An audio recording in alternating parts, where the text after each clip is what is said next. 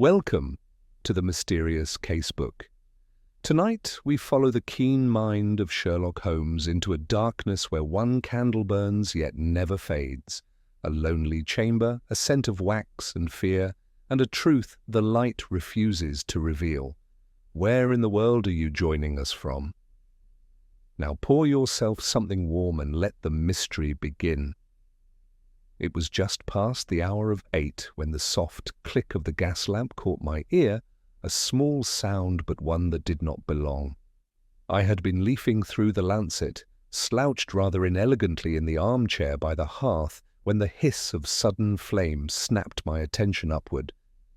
Holmes had not moved from his position by the window, yet the lamp behind him now burned steadily, as if awakened by unseen hands. The flicker had come from our mantel, but no candle rested there, or rather, none had. A long breath escaped Holmes's nostrils, quiet but unmistakably amused. "You see it, Watson?" he asked, not turning his gaze from the night street. I saw it light, yes. But you did not see what lit it. There was something oddly charged in his stillness, as though he were listening not just for footsteps, but for something subtler, the air shifting, a weight displaced. I rose, crossed to the mantel, and frowned. A solitary candle stood where none had stood earlier, its wax oddly unmarked, its flame steady despite the lack of draught. It was thick, ivory-hued, and I leaned closer and bore the faintest trace of a sigil carved at its base, a circle within a triangle. Holmes turned at last, hands folded behind him, and his expression held that particular mixture of intrigue and concern which I had come to associate with the gravest of his cases. "That candle," he said, "should not be burning. Nor should it be here. It was delivered 5 minutes ago by no visible messenger." "Surely you're not suggesting no," he said crisply. "I am not suggesting the supernatural, only that something has been orchestrated with precision. Look closer." I obeyed, noting now the faint smell of camphor mingled with beeswax. Holmes crouched beside me, lifting a silver snuff-box and holding it near the flame. The scent intensified, chemically treated. "To ignite upon contact with a certain airborne compound," he murmured, "which means whoever sent it knew the exact moment I would open the window. I blinked, but you opened it of your own accord." "Precisely," Holmes cut in, "which suggests the candle is not the true anomaly I am." Before I could protest the odd logic, the doorbell rang not sharply, but with a kind of hesitation, as if the ringer regretted the act before completing it. Mrs. Hudson appeared moments later with a card in her hand and a wary look. She wouldn't give her name, Mr. Holmes, but she asked me to say it was about the candle. She wouldn't come in. Holmes took the card without looking at it, then passed it to me. It was blank, save for a single line in faint grey script. "Do not let it go out before midnight." "Where is she?" "Now?" Holmes asked. "Gone," said Mrs. Hudson. "Stepped off the stoop and vanished down Baker Street before I could blink." Holmes walked to the mantel again. "We are being played, Watson, carefully and with style." He removed the candle from its holder, inspected the underside, and let out a soft grunt. Hollow base, concealing something, no doubt. He reached for his penknife and pried it open. A sliver of folded parchment emerged, brittle with age. Holmes laid it flat on the writing desk and scanned it. His brows lifted. "It's a fragment of Latin text, ecclesiastical, 18th century. From a convent inventory, if I'm not mistaken. And this notation in English," he traced it with a finger. "'Only the dead may witness the final light.'" There followed a long silence in which neither of us breathed too loudly. Holmes turned, his expression grave. "This, my dear Watson, is no prank. It is an invitation or a warning." A gust outside rattled the panes. Somewhere below, a carriage clattered past, and behind it all, the candle burned steady, noiseless, inexplicable. I reached instinctively for my revolver in the desk drawer. Holmes's eyes met mine and nodded. Yes, best take it. We may not leave the flat tonight, but trouble will most certainly arrive. As he spoke, the flame of the candle wavered, not from draught, but from movement, a faint scraping from the walls above, perhaps the crawl space between floors. Holmes tilted his head, listening. Watson, he said calmly, brought the lamp. We are not alone in this house. I snatched the lamp from its stand, the glass chimney rattling faintly as I steadied my grip. Holmes was already halfway across the room, silent as shadow, his gaze fixed on the far corner near the bookshelf. The sound had come again, a whispering scrape, like fingernails trailing against old brick. The candle's flame bent slightly in its direction, as though drawn by an unseen breath. Holmes held up a hand. There, he murmured. Listen. A soft thud, followed by the unmistakable shuffle of weight settling behind the wainscoting. I moved forward, setting the lamp on the writing desk, casting its light upward where the wall met the ceiling. The plaster bowed out, hairline cracks betraying an old repair. Without hesitation, Holmes seized the coal tongs and levered against the moulding. A section gave way with a dusty sigh, revealing not a crawl space, but a narrow cavity no more than a foot wide, where a thin wire hung suspended from a hook, and a glint of metal caught the light. Trip mechanism, he said, counterweighted, but not intended to kill, merely alert. To what? To our movement.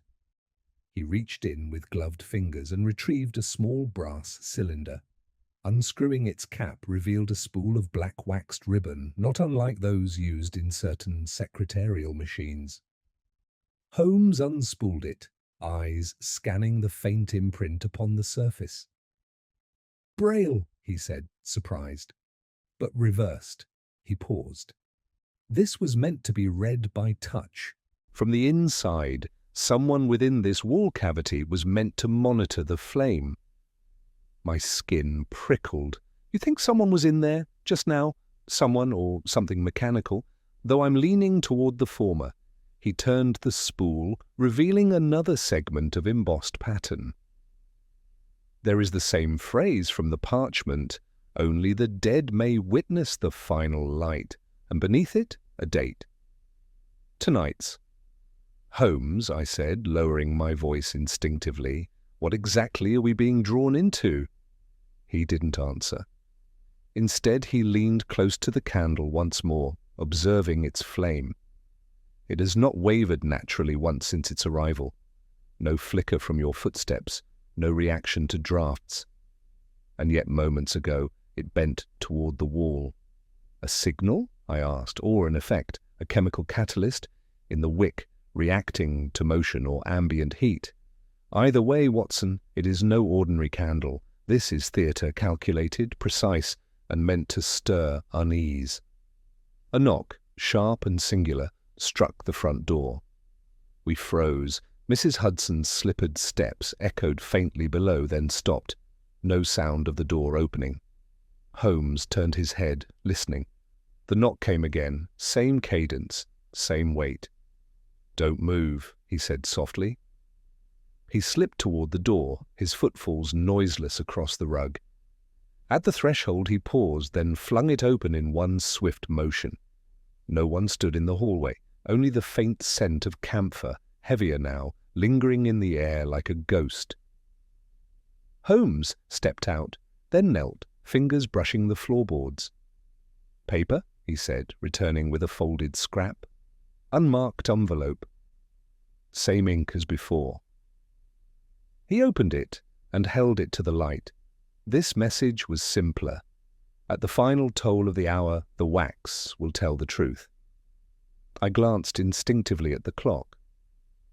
It's just past 9, which gives us less than 3 hours to determine what truth this infernal object intends to deliver.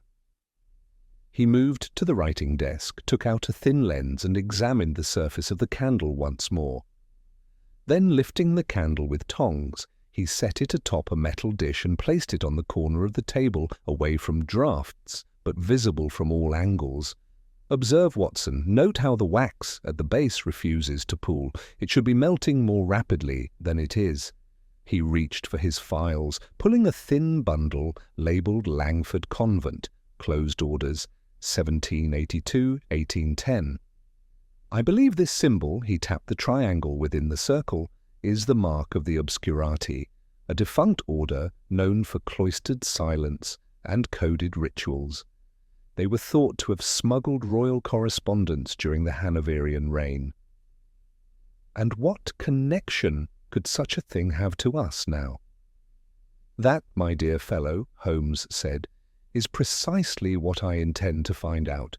Someone is staging this, reviving an old legend perhaps, or masking a very modern intention with arcane flair."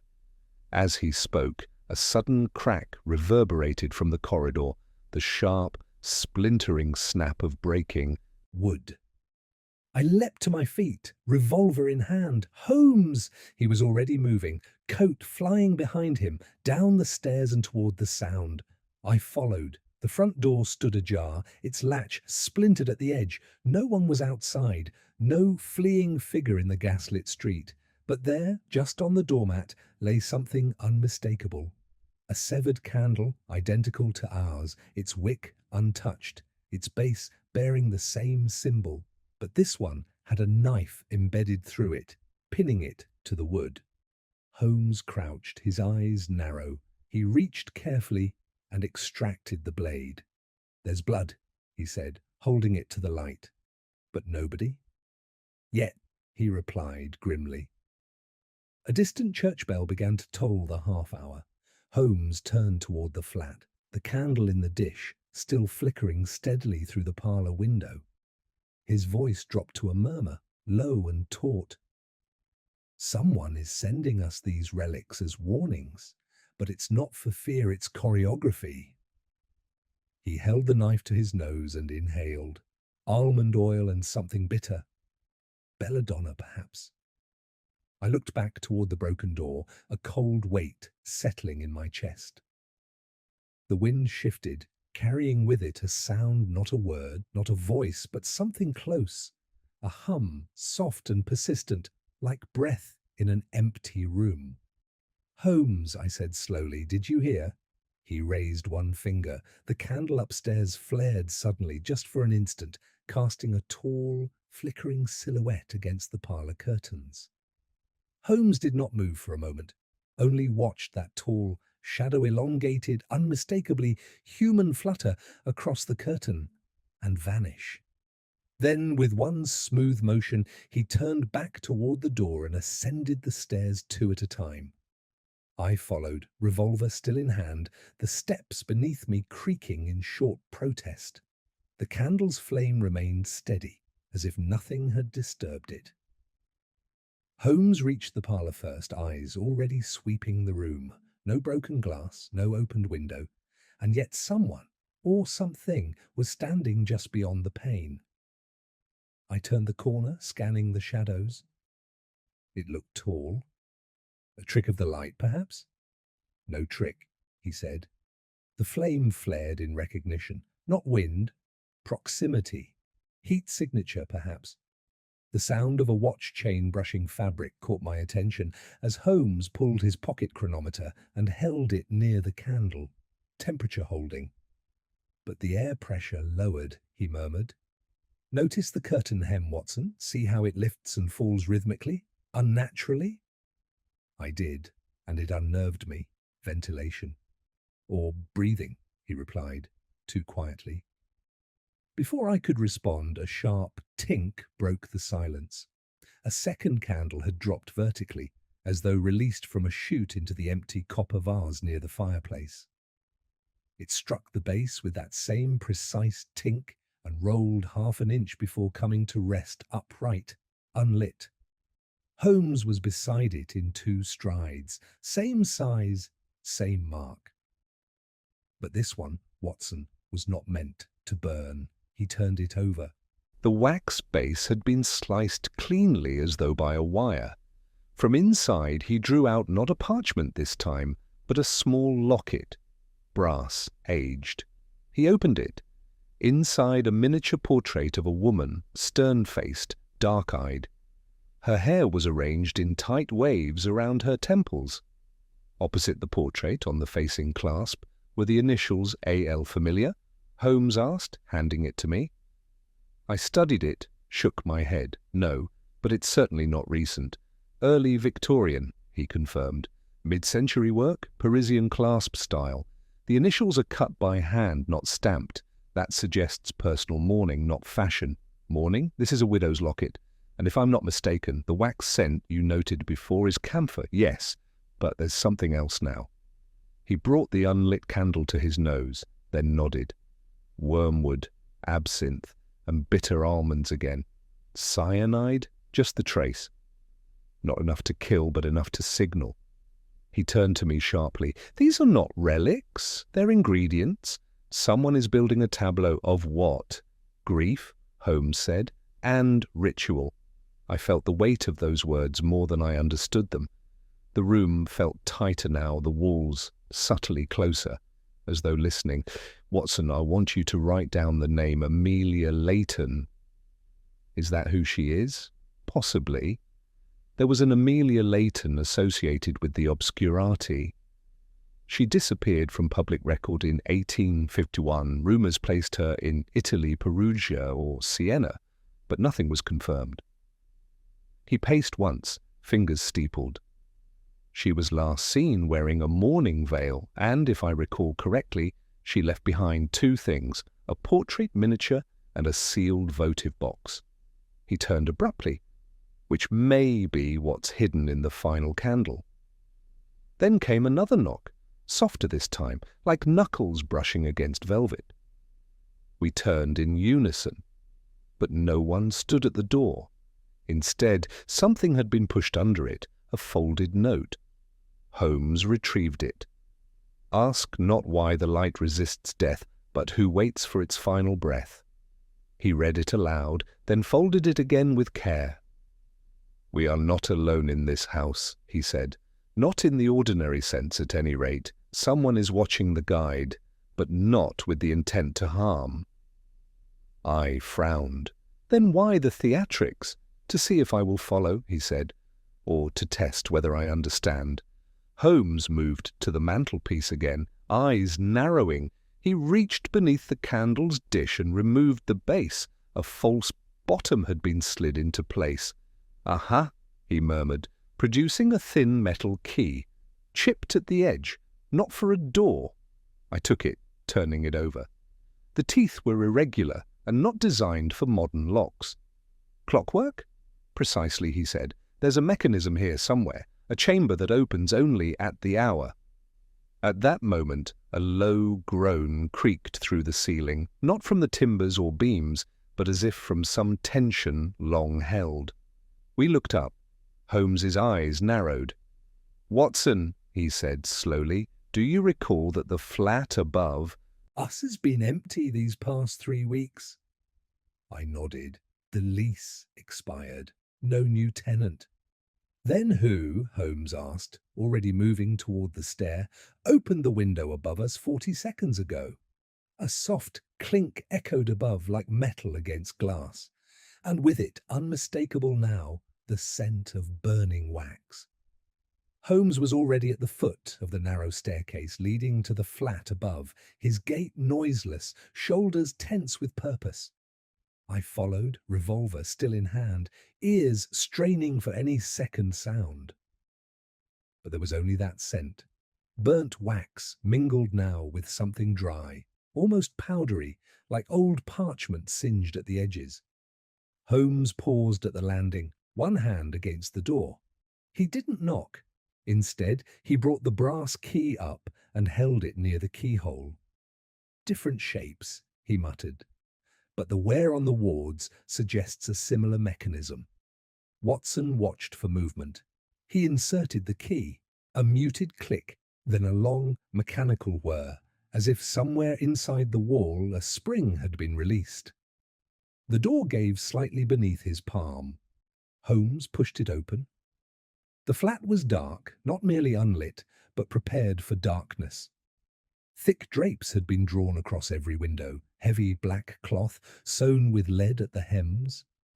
The only light came from a single candle on a central table, burning with that same steady, unnatural flame.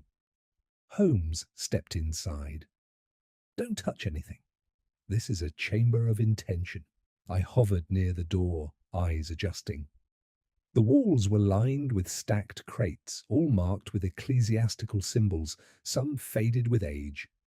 Along one shelf, dozens of melted candle stubs stood in a row, each one numbered. A small ledger sat beside them. Holmes approached it and turned the cover.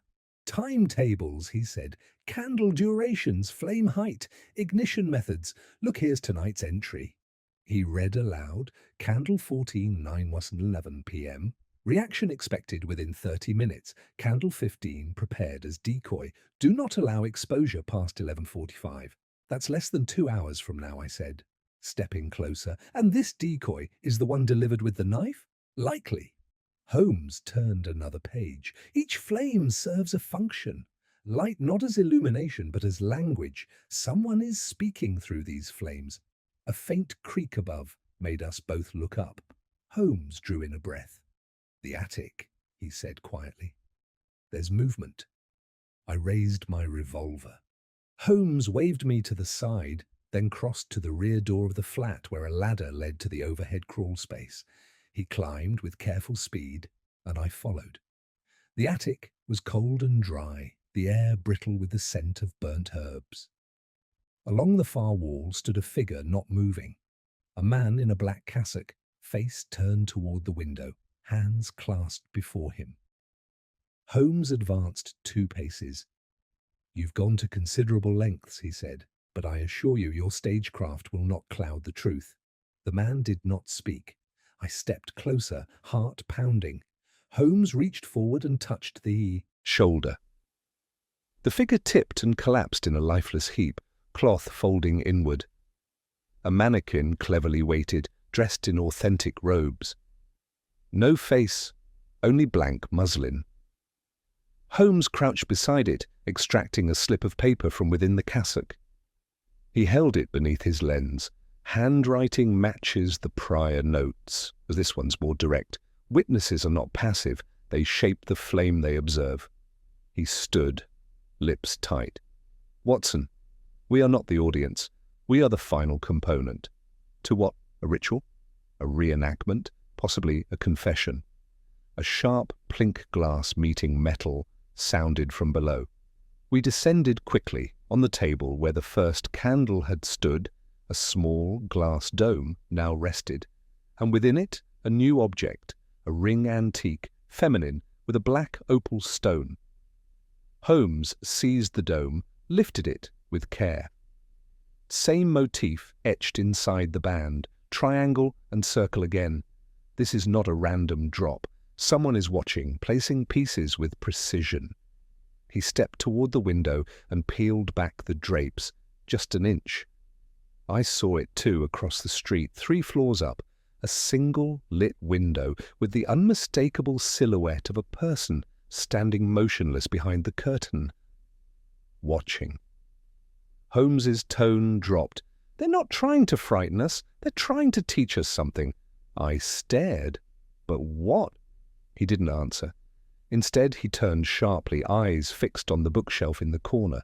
There's a missing volume. He moved to the gap and pulled out the surrounding books. Here. The Doctrine of Shadows.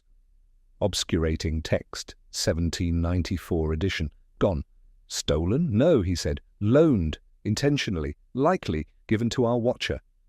A low, rising hum came from behind the wall, like a tuning fork being drawn slowly along a beam. Holmes stiffened. "Back to the parlour," he said. "Now the candle will speak again." We moved fast, returning to our own flat below. The original candle now burned slightly lower, but something had begun to change, a faint shimmer in the air above it. Holmes held a hand above the flame, then pulled back sharply. "No heat," he said. "None. And yet the wax burns. It is becoming symbolic rather than physical."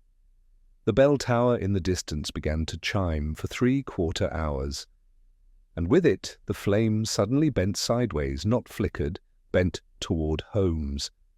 Holmes did not flinch. He leaned ever so slightly into the flame's incline, studying it as one might a living creature. The candle's body remained solid, its wax undisturbed, and yet the flame arched deliberately toward him, a slow, unwavering bow of light.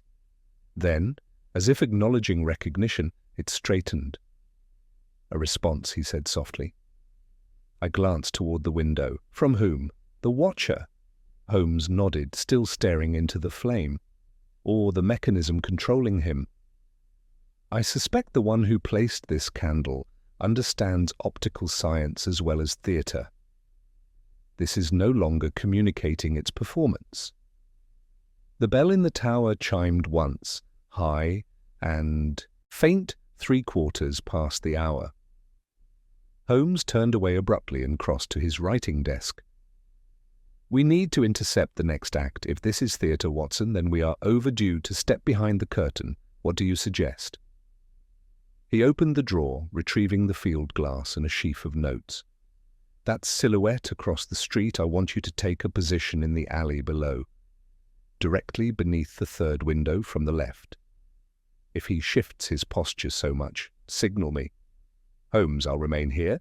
If the watcher reacts to the flame, I need to observe it from this side, and if something happens to you—" He glanced at me then with that familiar sardonic flicker in his eyes. "Then you'll have the candle." I moved to the coat rack and retrieved my Inverness. The revolver weighed heavier than before in my pocket, as if it too sensed the growing strangeness. I descended the stairs and slipped out into Baker Street, the air crisp and hushed, the gas lamps throwing long glassy shadows across the cobblestones. The building Holmes had indicated was nearly opposite, though slightly recessed from the street. Its third-floor window remained lit yellow and steady. No silhouette now. The watcher had withdrawn. I crouched beside the railings of the alley, keeping low behind a stack of delivery crates. From here I could see our own sitting-room window as well. The candle's glow flickered within a single pulse of light in a sea of stone. 5 minutes passed, then 10. A faint tapping broke the silence, not from the window, but from within the building I faced. Then the curtain twitched, the silhouette returned. But something had changed. The figure now held something, an object raised before him, cradled like an offering. Even from this distance I could see the glint of metal and glass. It was not a candle, it was a lantern, an old ecclesiastical thurible, the kind used in funerary rites. The figure swayed once, twice, then he held the thurible aloft. I signalled with the flash of my pocket lamp twice. Holmes's curtain twitched in reply. Above me, the watcher turned toward the alley. And then unmistakably the scent reached me again. Camphor, wax, burnt herbs. I looked up. Smoke poured not from the third floor, but from the fourth. A window slid open. A hand emerged, gloved, trembling and dropping something. It landed 3 feet from me with a dull thump. I rose, heart hammering, and stepped forward. It was a leather satchel, the clasp sealed with wax. Back in the flat, Holmes had cleared the table. As I entered, he moved to meet me. "Well?" "A second participant," I said. The figure at the window was not alone. "There's someone above him, and he dropped this." I handed over the satchel. Holmes's fingers moved quickly but delicately across the seal. Symbol again, more ornate this time. He broke the wax. Inside were 3 items, a folded page, a photograph, and a vial stoppered with black wax, filled with what looked like powdered ash. Holmes scanned the photograph first. It was blurred, clearly taken without consent. A woman middle-aged, seated in a chapel, her face turned just enough to expose the scar across her temple.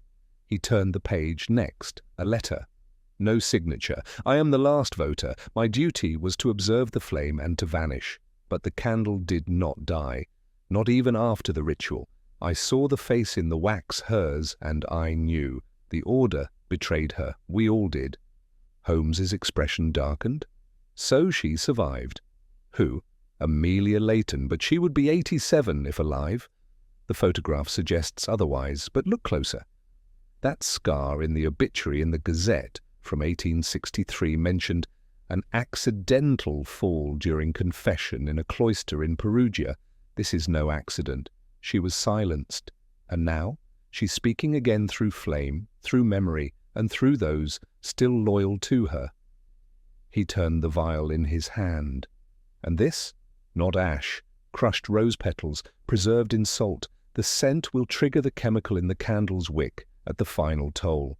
A final image or a confession. A brief and precise sound rang out from the sitting room, the click of metal sliding into place. Holmes turned slowly. The candle, untouched by either of us, had begun to burn blue. Holmes approached the candle, his movements slow and precise, like a man testing the floorboards of a crumbling stage. The flame had turned a shade of cobalt, rich, unbroken, and utterly silent. It cast no shadow. Instead, the blue light seemed to absorb the edges of the room itself, rendering corners undefined and bookshelves oddly blurred. "Don't get too close," he said, lifting the candle snuffer from the desk. "This reaction wasn't intended for illumination. It's a projection?" "Projection?" I asked, my voice unconsciously lowered. Holmes gestured toward the wall opposite. "Look there." At first, I saw nothing. Then, gradually, a faint outline emerged, not of smoke or light, but of form. A woman's face, contoured in flickering blues and pale violet. Not photographic, nor painterly. Imprinted. Her eyes were closed. A long scar curved from her temple to her cheek, the same face as in the photograph. "Holmes," I whispered, she's encoded into the wax, layer by layer, as it burns. That scar was real, which means the obituary was false. The mouth moved, not in speech, but in breath, rhythmic, pulsing slightly with each shift of the flame. The room itself held its breath. Holmes crouched, adjusting the wick ever so slightly with a gloved fingertip. "Listen," he said. The flame gave a faint tick, not a sound of combustion but of mechanics. I believe the wick contains a microcylinder, a phonographic needle, perhaps, turning as it burns. A soft tone emerged, high-pitched, tremulous. It held for several seconds, then descended into something deeper. Almost a whisper. "Can you isolate it?" I asked. "Too faint." "But that vial quick, Watson." I retrieved the glass vial from the satchel, unstoppered it, and passed it to Holmes. He held it near the flame. The crushed rose petal caught heat and gave a soft hiss.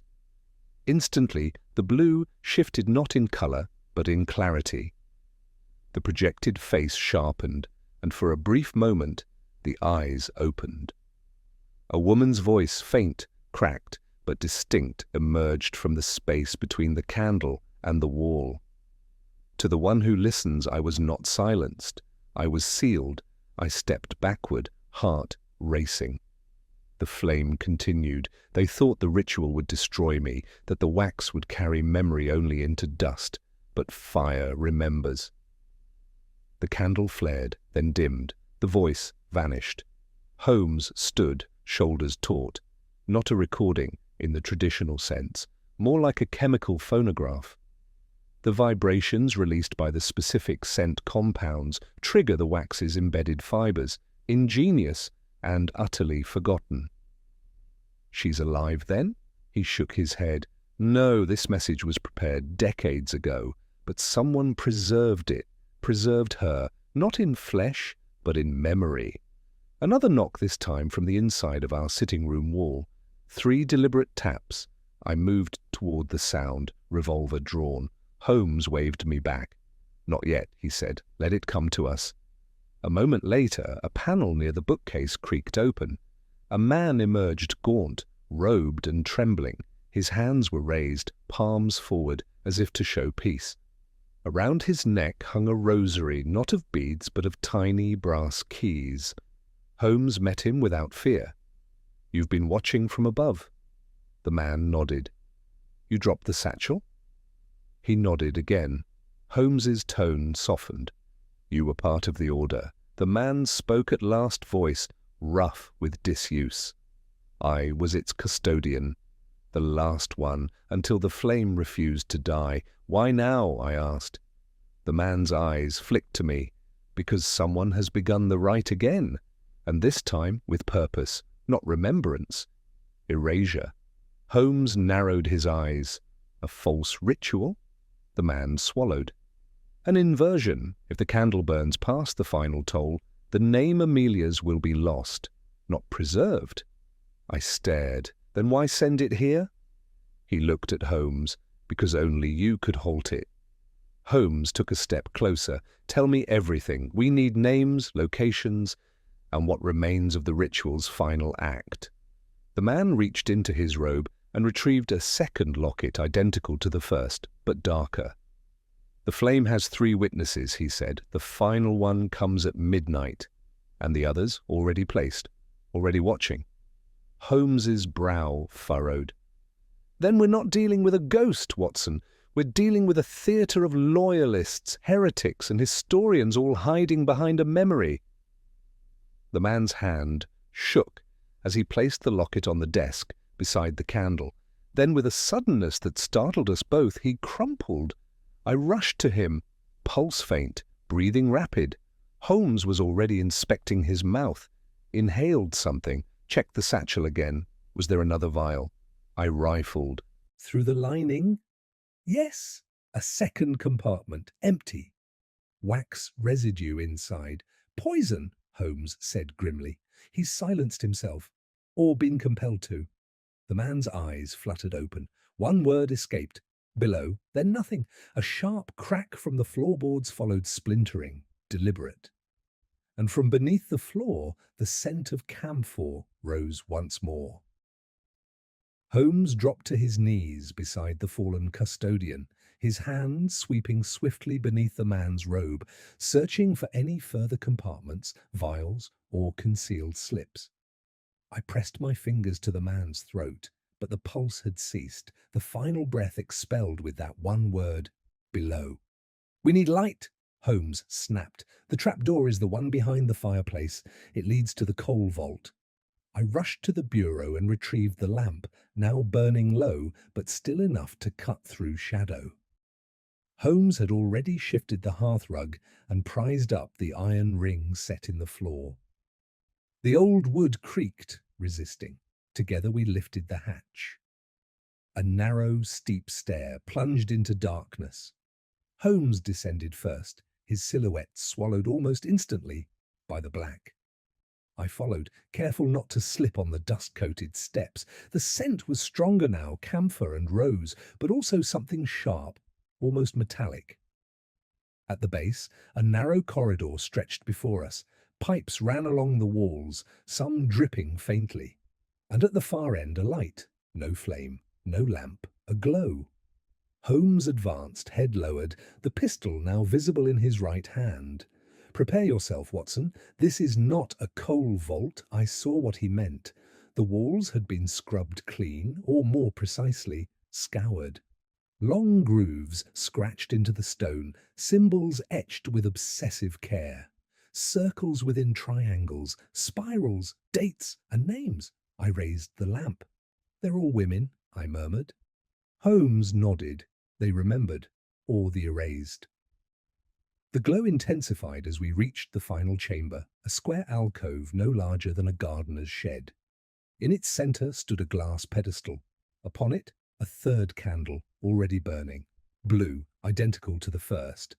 But what arrested me wasn't the flame, it was the face emerging behind it. Not Amelia's, this one was younger, sharper, her eyes open, unblinking. "She's alive," Holmes said, almost to himself. "The final witness is not a memory. She is present." He turned to me. This entire evening, the notes, the symbols, the orchestrated flame has been a signal flare, not for remembrance, but for release. Of what? Of her, or of the truth she holds, whichever comes first? A voice echoed softly through the stone. One must remain, one must forget, one must burn. We spun. The voice had not come from the candle, it had come from behind the wall. Holmes stepped forward, pressing his palm flat against the far surface. There's a second chamber. He ran his fingers along the mortar line. Fresh. Relax. This wall is barely 2 weeks old. He stepped back, drew a thin file From his coat and inserted it at the joint. A slight push and the stone shifted inward with a dry scrape. Cold air rushed out, laced with rose and something older parchment, perhaps. Forgotten breath. We entered. It was a cell. Stone bed. Writing desk. No window. And seated upon the bed, spine rigid, hands folded, was a woman in a mourning veil. Alive. She opened her mouth. "You came," she said, voice brittle, but untouched by madness. Holmes bowed slightly. "Miss Layton." She inclined her head. "I knew you would read the fire," she said. The others doubted. "They are dead," Holmes said evenly. She blinked. "Then the order is finished." "Why remain here?" I asked. "Why this performance with wax and echoes?" Her hands unfolded. In them, a match and a silver striker. "Because memory is not enough," she said, "and truth must be delivered, not spoken." Holmes took a step forward. "You intend to light the third flame yourself?" "I must. Only then will the image complete. What does it reveal?" She smiled faintly. "The man who betrayed me. The one who burned my name from the records. You know him." Holmes's eyes. Holmes did not blink. "No," he repeated, his voice a note sharper. "Why withhold the name now after all this theatre? You've staged a resurrection, Miss Layton, an elaborate sequence of warnings, symbols, and flames. Surely the time has come to speak plainly." Her fingers closed over the striker. "Because he still lives," she said, "and he still watches." I glanced toward the open doorway behind us. "You mean the man in the window?" "No," she said calmly. "I mean the man above your room, the one who lit the first flame." Holmes stiffened. "You claim the watcher is not a disciple, but the betrayer himself." She nodded. "And he knows," she continued, "that if I name him aloud, I forfeit my part in the right. He orchestrated the rule himself years ago to trap me in silence." Holmes stepped toward the candle on the pedestal, its blue flame now subtly flickering. "Then the ritual must finish without words." Miss Layton extended the match.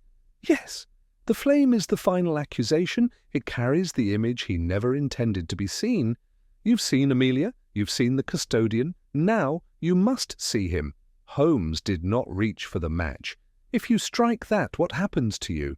"I am the final vessel. I burn with it." I moved forward instinctively. "Not surely there's another way."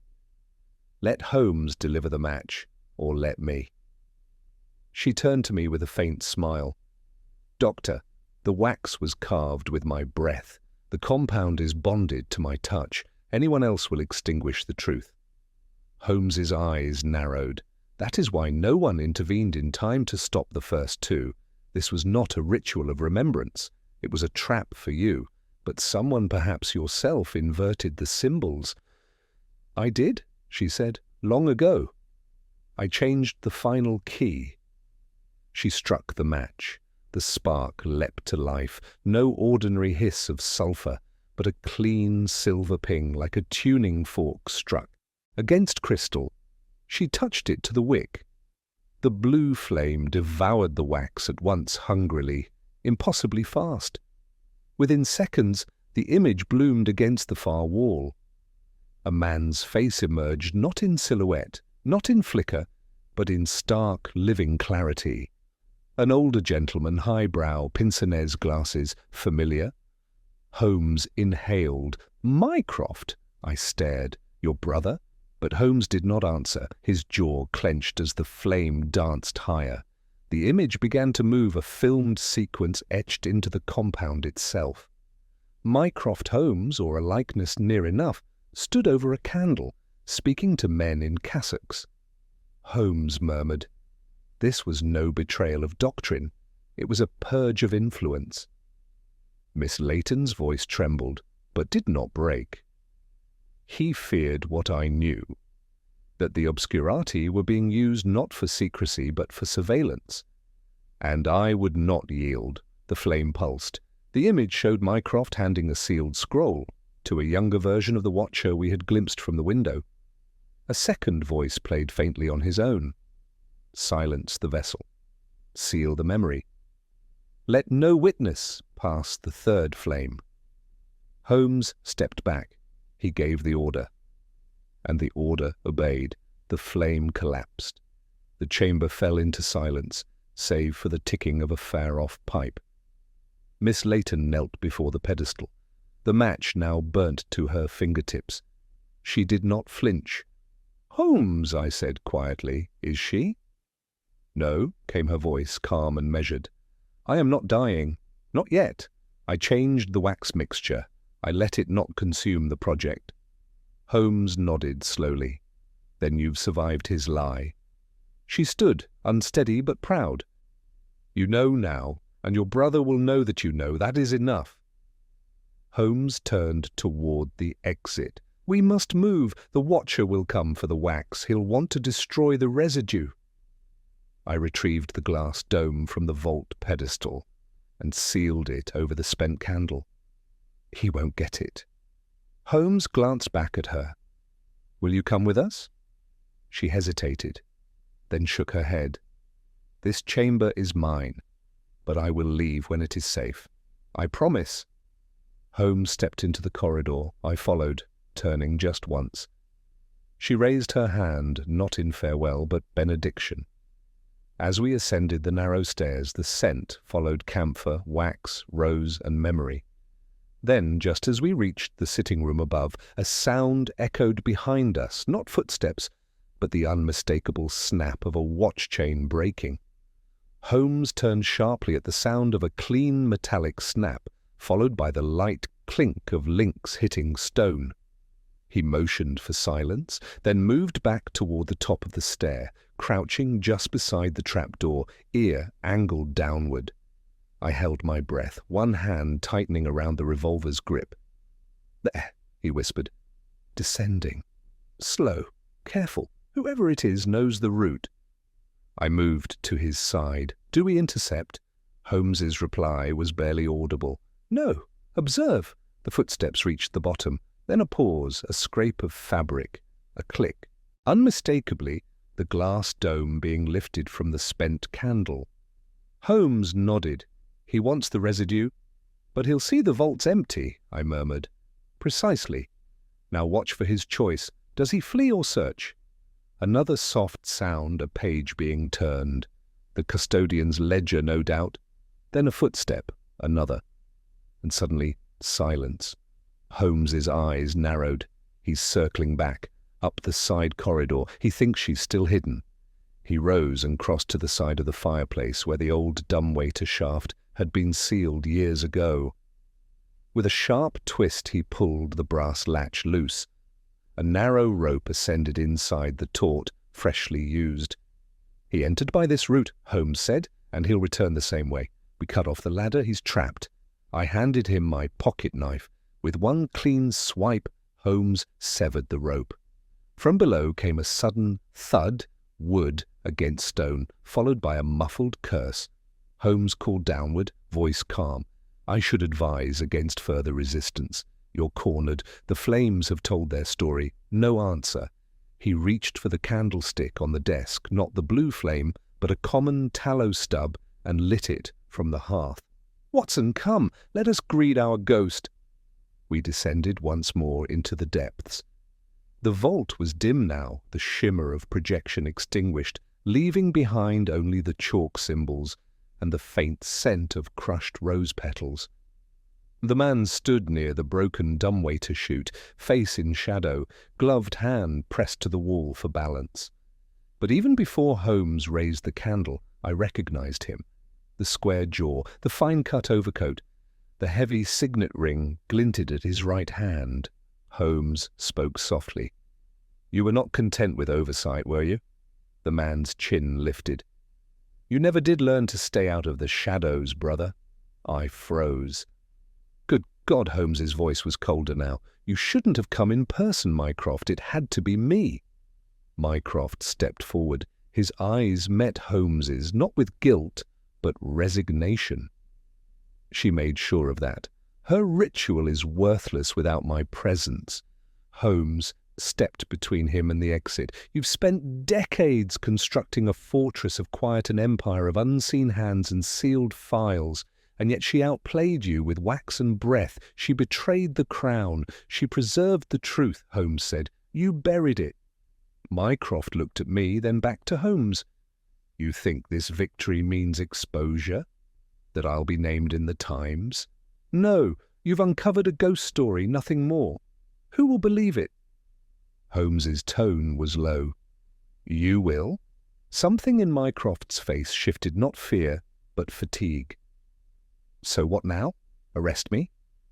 Holmes didn't answer immediately. "Then no, I'm not interested in scandals. I'm interested in closure." He turned to the altar, where the third candle had stood. "The residue has been recorded. The projection was captured. The order is finished. She will leave tonight." Mycroft's voice dropped.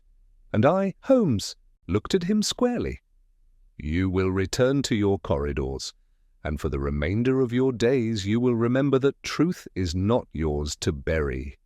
Mycroft exhaled slowly. "Spoken like a man with no secrets." Holmes's brow arched faintly. "I have fewer than you and more than Watson thinks." I said nothing. Holmes stepped aside. "Go." Mycroft hesitated just for a moment, then passed us, climbing the stairs without a glance back. The light above swallowed him. Only then did I speak. "You're letting him walk. He has nowhere to go that doesn't echo." I stared. "You've known since the candle first flared." "I suspected," he said. "Only when the second flame refused to reflect a corpse did I begin to believe the final witness lived, and who else but Mycroft would be named in a ritual so precise." He picked up the empty candle base and turned it over. "You see the mark beneath the symbol?" I leaned closer. "It's an M carved into the wax. Not for murder, Watson, for memory. His final brand, and his only flaw." A distant knock sounded above faint, then again more insistent. We turned. Holmes's eyes narrowed. "She's coming up." The knock came once more, not from the hallway this time, but from within our sitting-room wall. Holmes turned instinctively toward the bookcase and reached for the concealed latch. The panel swung inward on silent hinges. Miss Layton stood there, wrapped in a dark cloak, her face pale but composed, the veil now removed. Her eyes swept the room, then came to rest on the burnt candle base, still cooling on the dish. "I saw him leave," she said. "He didn't look back." "No," Holmes replied.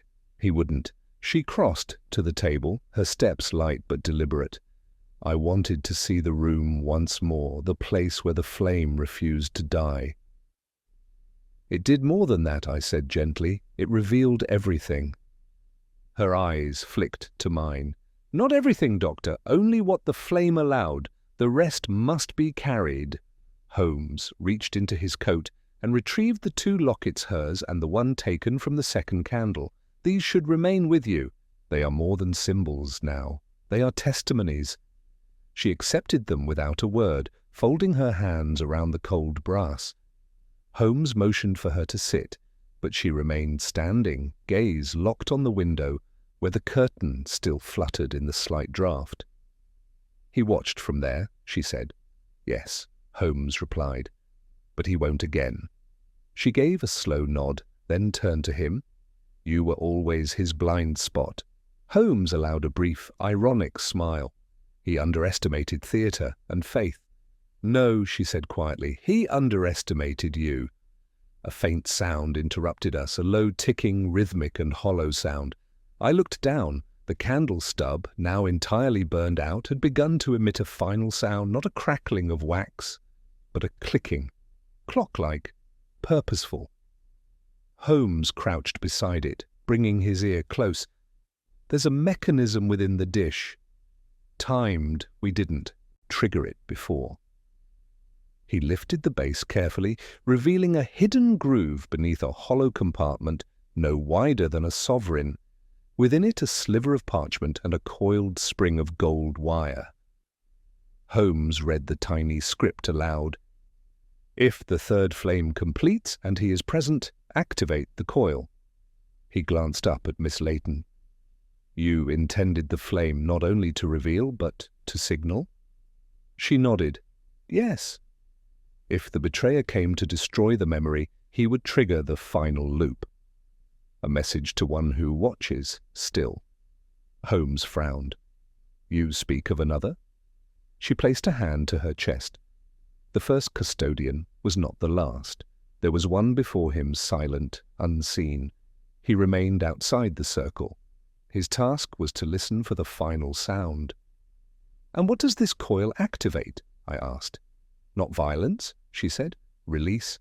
Holmes examined the wire, signal grade. If affixed to the roofline bell mechanism, it would ring at a distance. I stepped closer. A summons? Holmes stood, or an absolution. He crossed to the window and tied the wire carefully around the corner latch, securing it to the slender brass hook of the bell pull once used to call Mrs. Hudson. Then, with no warning, the bell rang, but not from our floor, from above. We all froze. Then footsteps, slow, limping, deliberate. Holmes stepped into the hallway just as a shadow moved down the upper stair. It was the man I had seen earlier, the figure who held the thurible, who had remained silent behind the curtain. Now he descended into the gaslight. His face was lined, his beard white. But his eyes were young. Miss Layton stepped forward, breath caught in her throat. Father Ansel? She whispered. He stopped just 3 steps above her. I waited, he said. She smiled, tears forming but not falling. You kept the coil, I kept the flame, child, he replied. Holmes said nothing. He merely stepped aside, allowing the man to descend fully into the sitting room. They embraced briefly, wordlessly, and when they parted, it was with the air of something completed. I held the silence, he told her. And I lit the truth, she answered. Holmes turned to me. Watson, we've done our part. The rest belongs to memory. We began to gather what little remained of the vial, the dome, the scraps of wax. But then another sound drew us still. From the stairwell, the heavy, unmistakable click of the front door opening. Holmes's eyes met mine. He returned. Miss Layton straightened. He wouldn't. Holmes reached for his cane. He might, especially if he suspects the coil rang, not for freedom, but for judgment. The bell above the mantel rang again. Once. Then silence. The bell's chime quivered through the still air, and then died away, leaving the faint hiss of the lamp and the slow tick of the mantel clock. Holmes stood motionless, one hand lifted as if measuring the silence itself. The front door below closed with deliberate carino slam, just the firm click of certainty. He's not fleeing, Holmes said. He's waiting. For what? I asked, my voice low. Holmes's gaze moved to the spent candle on the table. For the last ember to fade, for confirmation that the truth has been contained. Miss Layton stepped closer to the window, her face half in shadow. He won't touch me again, she said. He cannot. The flame burned him when it named him. Holmes regarded her quietly. No flame burns Mycroft Holmes for long, but the scar will stay beneath the skin where his kind feel it most. From the hall came the faint rhythm of footsteps ascending this time, slow, almost weary. Holmes gestured for silence. The steps reached the threshold and halted. "Come in," he said evenly. The door opened, and Mycroft stood framed by the gaslight from the corridor. His hat was gone, his collar loosened. He looked older than I had ever seen him. "So," he said, "it's finished." Holmes inclined his head. "The ritual, yes, but not the reckoning." Mycroft's eyes shifted to Miss Layton. "You've made your spectacle.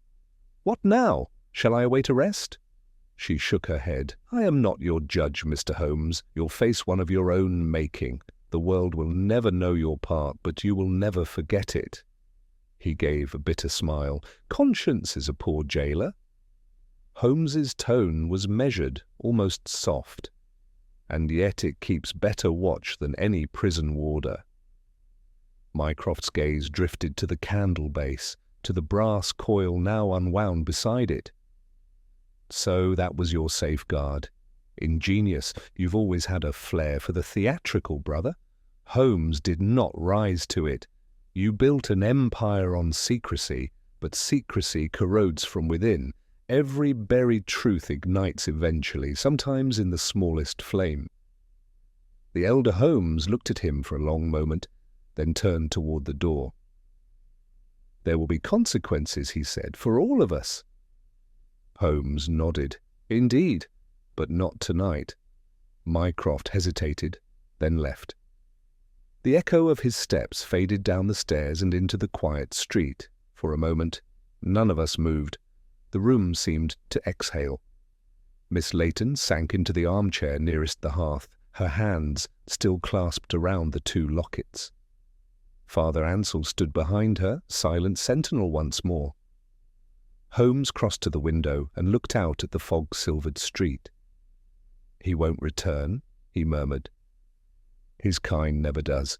They retreat behind curtains and committees until the memory dulls. But memory, Miss Layton, is not so easily dismissed." She looked up at him. "You believe the order is finished?" He turned back, expression unreadable. "Orders end. Faith persists. It only changes its vocabulary." I moved closer to the table where the candle had burned. "Holmes," I said, "look, the wax isn't cold." He bent beside me. The melted surface glistened faintly as if alive. Then before our eyes the last pool of wax contracted inward and formed a perfect ring, delicate, complete. Holmes regarded it thoughtfully. "A seal," he said, "not of fire but of closure." Miss Layton rose. "Then let it remain. The flame is done." Holmes inclined his head. "And so it shall." Father Ansell stepped forward and placed his hand on the table. "The covenant is complete," he said quietly. "Light to light, name to name." He bowed slightly to Holmes. "You have delivered what others feared to see?" Holmes offered the faintest nod. "You kept the coil, she kept the truth. I merely translated." The old priest smiled sadly. "Every faith needs a translator." Holmes watched as the two of them moved toward the door. "You will leave London tonight," he said. "Take the Eastern train, no one will follow. Mycroft has no appetite for pursuit. He deals only in silence." Miss Layton paused in the doorway. "And you, Mr. Holmes, what will you do?" He gave a small, weary smile. "What I always do is record the pattern, then forget the flame."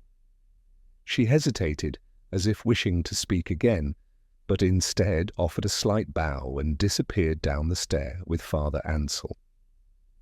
The room was suddenly still. Holmes remained by the window, the faint halo of lamplight tracing his profile. "You pity him?" I said at last. "I do," he answered, "but pity is not forgiveness." He turned toward me, eyes bright with something between fatigue and compassion. Mycroft believed knowledge was safest in darkness, yet even he must now see that light, once kindled, cannot be unmade. That, Watson, is both its virtue and its curse. I watched him for a long moment, the quiet between us, deep and almost tender. "And the candle?" I asked. "What becomes of it?" Holmes reached out and gently placed the glass dome back over the ring of wax. The faintest echo of that earlier click, the sound motif that had haunted the night, answered the gesture. Softer now, almost peaceful. "It will remain," he said, "as proof that truth, however bound, still breathes." He extinguished the lamp, leaving only the faint silver of dawn seeping through the curtains. In that half-light, the dome caught a final glint blue for an instant, then gold, as though the flame itself had bowed in farewell. Holmes settled into his chair, fingers steepled, eyes distant.